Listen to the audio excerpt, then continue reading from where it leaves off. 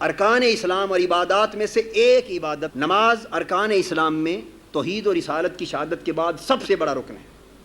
اور اللہ نے اور اللہ کے رسول نے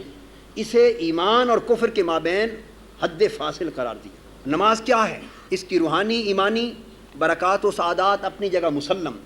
لیکن چونکہ ہمارا موضوع فقط طبی تشریح اور تعبیر ہے، سو نماز سے بہتر مسلسل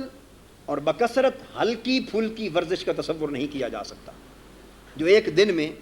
ورزش اپنی ماہیت میں ہلکی پھلکی ہو لیکن مسلسل ہو اور بکثرت ہو، اس لیے کہ وہ جو فزیو تھراپی کے ماہر لوگ ہیں اور ورزش کے تصور کی مہارت رکھتے ہیں، ان کا کہنا یہ ہے کہ اس ورزش کا کوئی فائدہ نہیں ایکسرسائز کا جو ارریگولر طریقے سے ہو کبھی نہ ہو، یا اتنی زیادہ ہو کہ انسان تھک ہی جائے، بلکہ وہ چاہتے ہیں کہ اس میں ریگولیرٹی ہو، ایک تسلسل ہو، کثرت ہو، ہلکی پھلکی ہو کہ جسم کو نقصان بھی نہ پہنچائے، اور اگر اس میں مداومت رکھے تو وہ بہتر نتائج پیدا کرتی ہے۔ اللہ رب العزت نے اپنی عبادت کے طور پر بھی وہ عمل عطا کیا کہ جس میں ورزش اور فزیو تھراپی کی غالباً یہ تمام صورتیں بہتر صورت میں پائی جاتی ہیں۔ ارشاد فرمایا کہ منافقوں کی یہ علامت ہے اذا قاموا الی الصلاۃ قاموا کسالی، جب نماز پڑھنے کے لیے کھڑے ہوتے ہیں تو ڈھیلے ڈھالے طریقے سے پڑھتے ہیں، یعنی نماز کو چاق و چوبند ہو کر تعدیل ارکان کے ساتھ حق اس کا ادا نہیں کرتے، کیونکہ ڈھیلے ڈھالے طریقے سے پڑھنے کے نتیجے میں نماز کا نہ روحانی فائدہ ہے اور نہ طبی و جسمانی فائدہ ہے۔ قرآن کے ارشاد کے مطابق جب نماز کا جسمانی حق بھی ادا کیا جائے روحانی حق کے ساتھ ساتھ تو اس کے فوائد کیا ہیں؟ یہ فوائد پھر مسلسل بکثرت ہلکی پھلکی ورزش بن جاتی ہے جو پرماننٹ پروسیس ہے آپ کے خون میں کولیسٹرول لیول کو کم رکھنے کا۔ طب جدید کہتی ہے کہ کولیسٹرول وہ چربی جو آپ کی شریانوں میں جم جاتی ہے اور رفتہ رفتہ ہماری شریانوں کو آرٹریز کو تنگ کر دیتی ہے، اور اسی کے نتیجے میں بلڈ پریشر ہوتا ہے، اسی کے نتیجے میں امراض قلب جنم لیتی ہیں، اور اسی کے نتیجے میں الٹیمیٹلی فالج بھی ہوتا ہے اگر سر میں یہ کیفیت ہو جائے، اور بہت سی امراض جنم لیتی ہیں۔ یہ کولیسٹرول کا لیول نارمل ہوتا ہے 150 سے 250 ملی گرام تک۔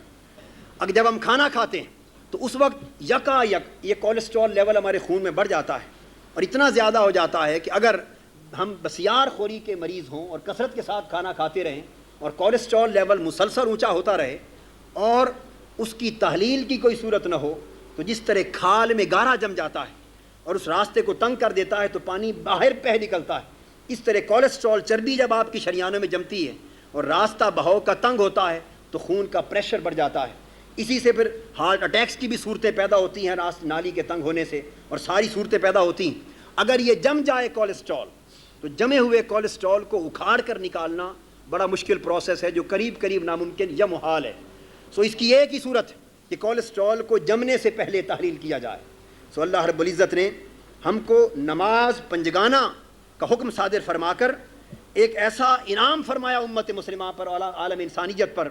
کہ وہ اوقات، یہ نقطہ قابل توجہ ہے، وہ اوقات جو خالی پیٹ کے نماز کے اوقات آتے ہیں، جب انسان نے کھانے سے اپنے پیٹ کو بھرا ہوا نہیں ہوتا اور کمپیریٹیولی پیٹ خالی ہوتا ہے،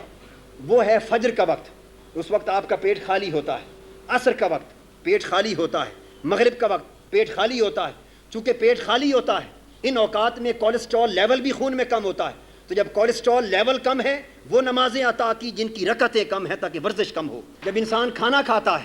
تو کولیسٹرول لیول اس کا یک ریز کر جاتا ہے، جب وہ رائز کرتا ہے، اور وہ وقت دوپہر کے کھانے کا اور رات کے کھانے کا ہے، تو دوپہر کے کھانے کے بعد 12 رکعتوں کی نماز ادا کی تاکہ کمپیریٹیولی زیادہ ورزش ہو اور کولیسٹرول کی تحلیل کی صورت پیدا ہو، اور رات کو چونکہ ظہر کو 12 دیں اس لیے کہ کچھ ورزش یوں ہو جائے، اور چونکہ دن جاگنے کا وقت ہے بقایا اس کے کام کاج کی صورت میں بھی ہو سکتی، رات کو کھانا کھا کر چونکہ اس نے بیڈ پر چلا جانا ہے، سونا ہے اور کوئی جسمانی ورزش نہیں، اس لیے 17 رکعتوں کی نماز ادا کی کہ سونے سے پہلے کولیسٹرول ٹھیک ہو جائے۔ اور نماز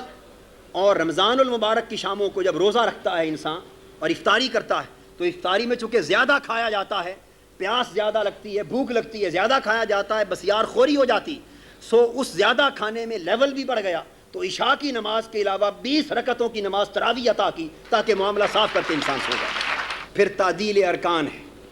نماز تعدیل ارکان کے بغیر نہیں ہوتی کہ انسان اس کے سارے ارکان کو، واجبات کو، اعمال کو بڑی صحت اور اطمینان کے ساتھ نبھائے۔ تو اس میں تکبیر تحریمہ ہے جب انسان اپنے دونوں ہاتھ اوپر کانوں تک لے جاتا ہے، پھر اس کے بعد قیام کرتا ہے، پھر رکوع کرتا ہے، گھٹنوں پر اپنے ہاتھ رکھ کر اپنی پشت کو بالکل زمین کے ساتھ پیرالل کر کے اکڑ کے کھڑا کرتا ہے، پھر یکایک انہی گھٹنوں کے ہاتھوں کے بل کھڑا ہوتا ہے، پھر رکوع کے بعد سجدے میں جاتا ہے، اور سجدے میں جاتے ہوئے اسے پہلے زمین پر ہاتھ رکھنے کی اجازت نہیں ہے، پہلے گھٹنے رکھے گا بعد میں ہاتھ رکھے گا، اور سجدے سے اٹھ کر قیام کی طرف جاتے ہوئے ہاتھوں کے بل اٹھنے کی اجازت نہیں، بلکہ پاؤں کے گھٹنوں کے بل گھٹنوں پر ہاتھ رکھ کے اٹھے گا، پھر وہ تشہد میں بیٹھتا ہے، پھر دائیں اور بائیں منہ موڑ کر سلام کرتا ہے۔ یہ سب کچھ کیا ہے؟ پورے جسم کے سارے اعضاء کی اپنے اپنے مقام پر عضلات کی ورزش ہے۔ سلام میں آپ کے کندھوں کی عضلات کی دائیں اور بائیں منہ پھیرنے کی ورزش، اور فزیو تھراپی میں یہ کندھوں کے عضلات کی ورزش سجیسٹ کی جاتی ہے کہ آپ کھڑے کھڑے جسم کو ہلائے بغیر بالکل دائیں طرف بھی تکیں اور بائیں طرف بھی تکیں۔ اسی طرح جب آپ کندھا گردن جھکاتے ہیں، جب آپ اٹھتے ہیں، تو آپ کے جسم کے مختلف عضلات کی مسلسل ورزش ہوتی رہتی۔ اگر کسالہ کے طریق پر نہ ہو تو یہ نماز آپ کی فزیو تھراپی کی بھی بہترین صورت ہے۔